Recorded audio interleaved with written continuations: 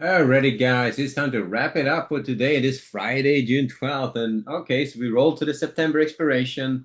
Day has been pretty volatile, back and forth, a lot of volatility going on. Bars has been super wide, but these are 10 plus point bars all morning long. Starting to calm down here towards the afternoon, making it potentially tradable, but I haven't really watched it too closely this afternoon after everything died off. It's kind of sitting in a channel, so you kind of have to trade the channel the best you can. The market is pretty much just sitting here twisting in the wind right now. So I haven't tried to trade it at all. The news this morning, the consumer confidence at 10 was a bit better than expected. The rain deal is just all back and forth as usual. It looks like it's going to happen. The question is, if anything falls apart over the week and how the market reacts. But right now, everything looks like it's falling in line, and the market is net to the upside. Now we gapped up today on the U expiration, so we haven't really kept going. We traded up a little bit, traded down a little bit. We haven't seen a real gap close yet. So on the capital flow, we need to get down here and close that gap. But we'll see if that happens the next couple of days, or if they're going to be more of a yes, trying to take this higher again. SpaceX IPO came out. It's like up like $25 or something like that. It didn't fall apart. It definitely didn't rocket double or anything like that. So I guess it was decently priced. And we'll see how that if that shakes out anything in terms of further selling to buy more of that stock. But I think most of that happened ahead of time. But overall, the market is a little bit in a mixed pattern. So I would just say we start off this range band going into the overnight on Sunday, Monday. That's traded as a range band market, and then watch these upper levels. Either they're going to take out the 7,500 here, start extending to the upside, or if they're going to gap close, we're going to see them take out the lows, start taking out that 74.40 in the 30s. If those come out, I would be definitely on the short side of this, looking for that retracement trade.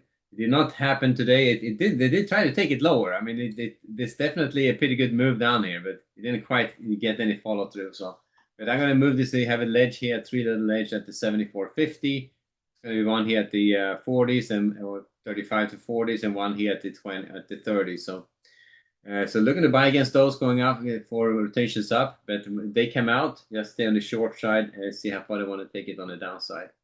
On the Nasdaq, also pretty good move to the pretty volatile day today. They were up, they were down. In the bigger picture, you can see how they are still holding above that level, the 750s.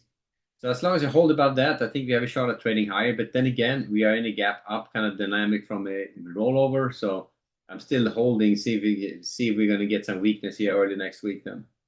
We'll see how that shakes out. But I mean, the gap closure sometimes happens, sometimes it doesn't.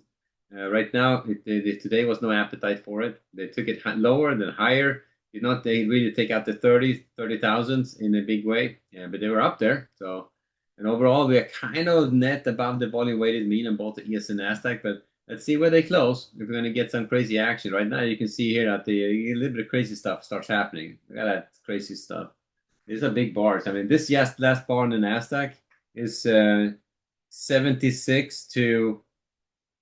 Oh shit, it's like what, 870 to 970. 100 points, like right there. That's happened like that. So yeah, it's just not tradable right now. It's want to sitting on the sidelines.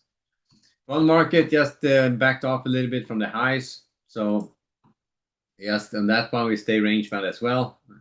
We'll see what's going to happen with it. But they retraced the stuff from the pop from yesterday when they announced their rain deal.